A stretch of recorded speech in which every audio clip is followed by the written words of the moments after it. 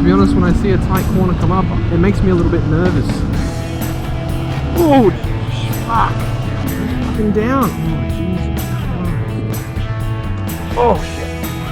You're not making me look good right now, are you, Vulcan?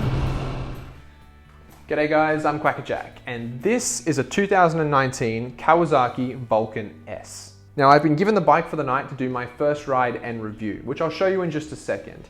But first we're going to have a look at some of its key features. So starting with the engine, it is rocking the same 649cc parallel twin that you find in the great Ninja 650. There is a high output and a low output version. The high output puts out around 60 horsepower, while the low output that we've got here is around 47. And that's about as much as you'll get on a beginner bike here in Australia. As for suspension, it's got a 41mm telescopic fork at the front and a linkage type single offset laydown shock absorber with 5-way adjustable spring preload at the back. In terms of brakes, at the front, you've got a single 300mm disc with hydraulic dual piston calipers and a single 250mm disc with hydraulic single piston caliper at the back. And ABS comes as standard here in Australia. In terms of seat height, it is coming in at quite a low 705mm with an ergo fit design, which means that it can be changed when you buy it to suit different sized riders. It's got a forward-facing ergonomic setup with your feet almost under your hands, which is typical for a cruiser.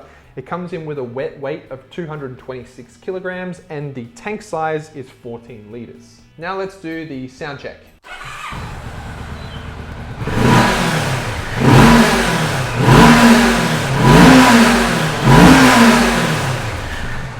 Now, if you've been following the channel for a while, you'll know that I'm not the hugest fan of this bike. I haven't had the nicest things to say about it. I've always thought it was a bit too big, a bit too heavy, and it just looked a bit funny. So today's video is really about whether or not it can win me over and if it's actually a good bike or not. So let's find out. Alrighty, so we're on a 2019 Kawasaki Vulcan S. So today, really, this video is about whether or not this bike can change my mind, turn me over, win me. Let's find out. Sitting on the highway now, going, regular speeds, top gear. We're sitting just around 5,000 RPM. This is a LAMS approved model, so it's not the full powered model. To be honest with you, it feels a little bit twitchy. Can you see that? I mean, it doesn't feel steady. It feels like it's ready to sort of fall in. It doesn't feel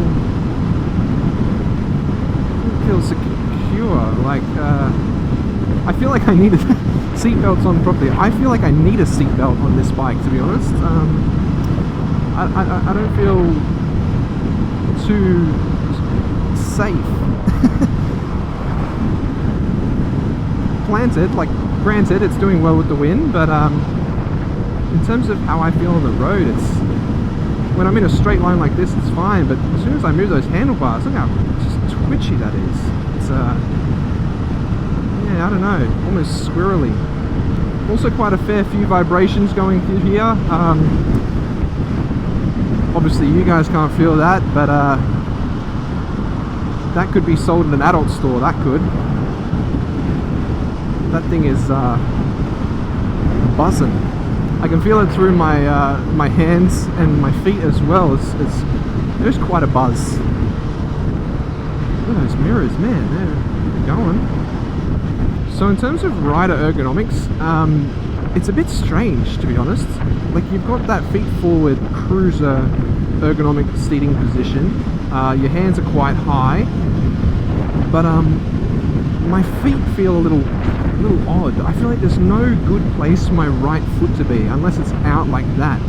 Like, there's a brake right there, and either I'm under it and it's tucked in like that, or like, where is it meant to be? If I put it down any lower, I'm gonna scrape.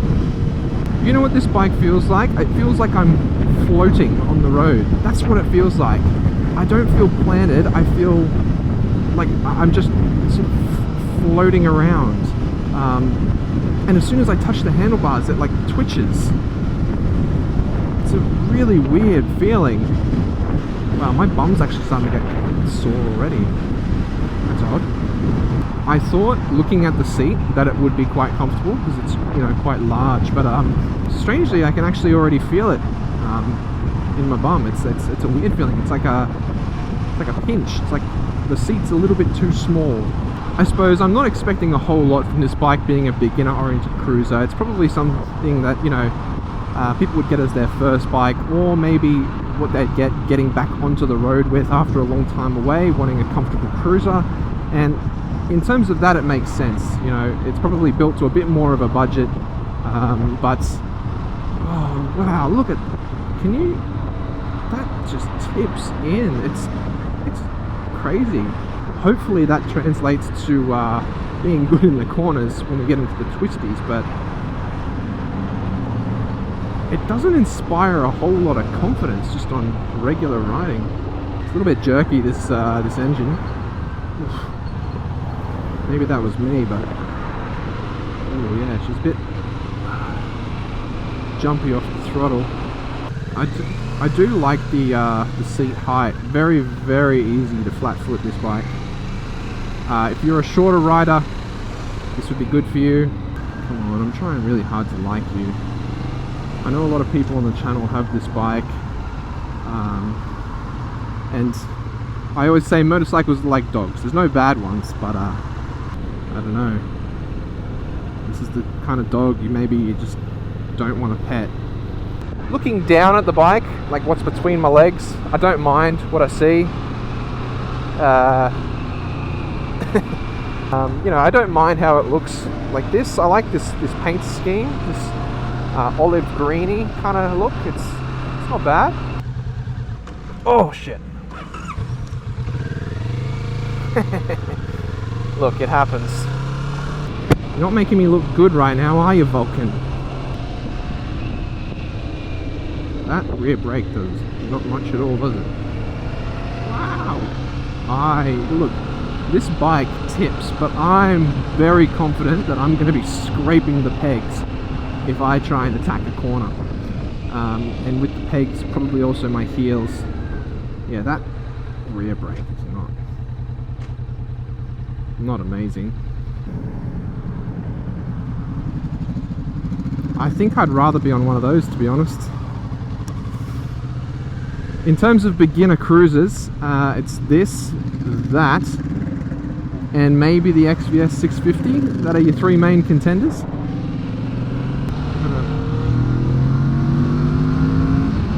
Yeah, okay. I like the torque. It's the first positive thing I've had to say about it yet. Alright, the roundabout tests. How does she travel? Wow, she tips really easily, actually. Wow.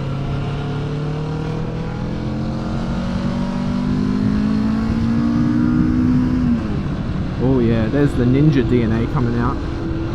Right. It's kind of like your last resort here, Vulcan. If you're good in the corners, that'll be your saving grace.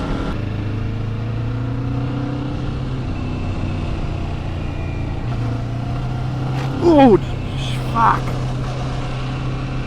I scraped it just doing that. Shit. Okay. Heels up. Fuck. You've got the right engine. I know you're a cruiser. I'm not expecting too much, but just give me something. Yes. The engine is a winner. So, how do we feel? Heels up, because I already fucking scraped them. Oh man, I need to take it easy, don't I?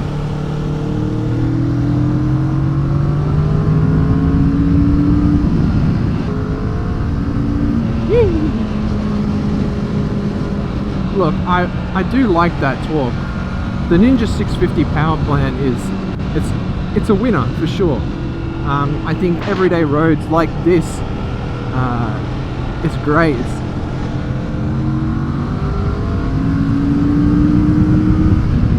Yeah, see, she's got enough power, but I'm scared to put it into the corner. Give it the beans.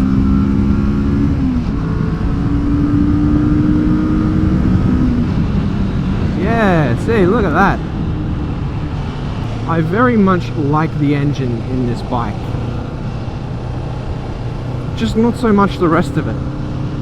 It feels kind of like a compromise.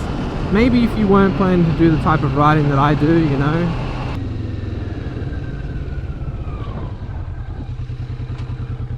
Oh, okay. Slow speed turn, come on. Go, you dog.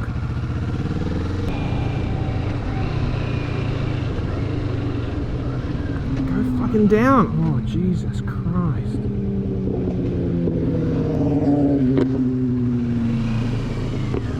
Ugh. This is not a confidence-inspiring bike. Fuck you. Come on. Oh. I'm literally holding my heels up right now so they don't scrape. Oh. Look, is this bike capable of going through the twisties? Of course it is. It's not something I feel confident doing though. To be honest, when I see a tight corner come up, it makes me a little bit nervous.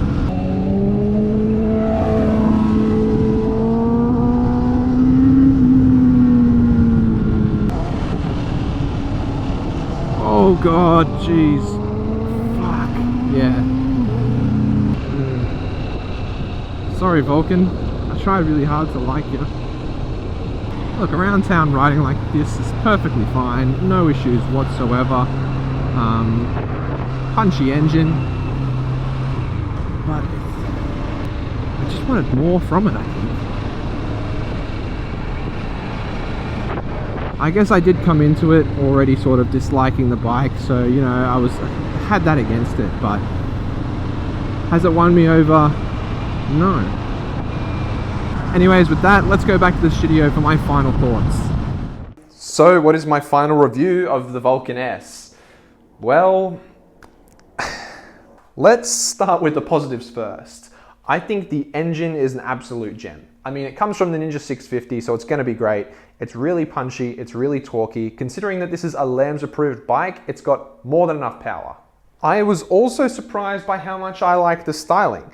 In photos, I don't think it translates as well as in person. Maybe it's just this color scheme in particular, but it looks a lot better in person than it does on photos. And I think if you're looking at a bike like this, the styling is probably going to be one of its selling points. The dash was clean and simple, and I like that too.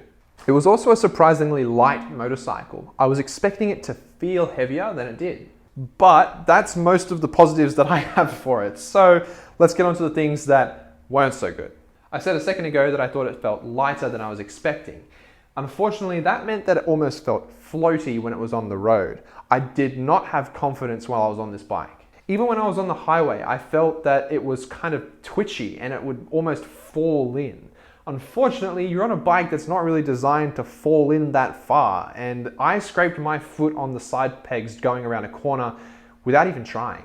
Speaking of feet, the ergos on this bike are kind of strange. While I don't mind the actual riding position, the feet placement is just kind of weird. I didn't really know where my foot was meant to be. There was nowhere where it felt really comfortable. It's either tucked in underneath the brake pad, hanging out to the side, or you've got your toes on it and your heels getting close to the pavement. Strangely, I found the seat uncomfortable. I thought looking at this bike that it looked like it would be comfortable. It wasn't. I know that this bike does have an ergo fit design that's designed to suit different riders of different heights, but I think this seat that's on here is actually a little bit too narrow. I noticed that it was also quite snatchy off the takeoff on the throttle, and there was a couple times where I either missed gears or it's actually slipped out altogether. But I think the main thing that sort of turned me off it overall was just how I felt while I was on it. I wish that I had that engine in a different bike. Now, I'm not saying that this is a bad motorcycle by any means. It's perfectly fine. And I think if you are using it, day to day, especially if you're doing a lot of highway riding, I think that's probably, out of all the places that I took it anyway, where it worked the best. It was great in the wind and had no issues there. Even though it felt a little bit twitchy in terms of how it handled, I think if you replace this seat, you could do a lot of Ks on this bike. In terms of brakes, the front one wasn't too bad. But the rear, yeah, look, it was a sponge. I pressed on that pedal, wasn't doing anything. If you use them together, you'd be fine. That might be improved if you upgrade some of the parts. But so yeah, look, overall, the positives were the engine and the styling, which, you know, I'm surprised that I actually like how it looks. But I mean, if you want an engine like that, why don't you just get the Ninja or the Z650? It's got the same power and it's in something that can actually use it. Would I still recommend this bike? Maybe if you want a good looking beginner cruiser and you're not really planning to go into the mountains, sure, it's fine. I get it, it's a good looking bike and it does appeal to a lot of people. It's a bit of a shame, to be honest, and I was a bit disappointed because I've given this bike a lot of crap over the years and I wanted to give it a chance to sort of win me over and show me what it's got. Unfortunately, I don't think that happened. I'm not convinced, so you know, it's a good looking bike. If you like it, you like it. Fair play, but not for me. But there you have it. Thanks for watching, guys. That's my review of the Vulcan S. Tell me your thoughts. What do you think? Do you agree with me? Do you own one? Do you disagree? I'm sure there's going to be some people in the comments with some strong opinions. I'm looking forward to hearing them. But thanks again for watching, guys. Until next time. See ya.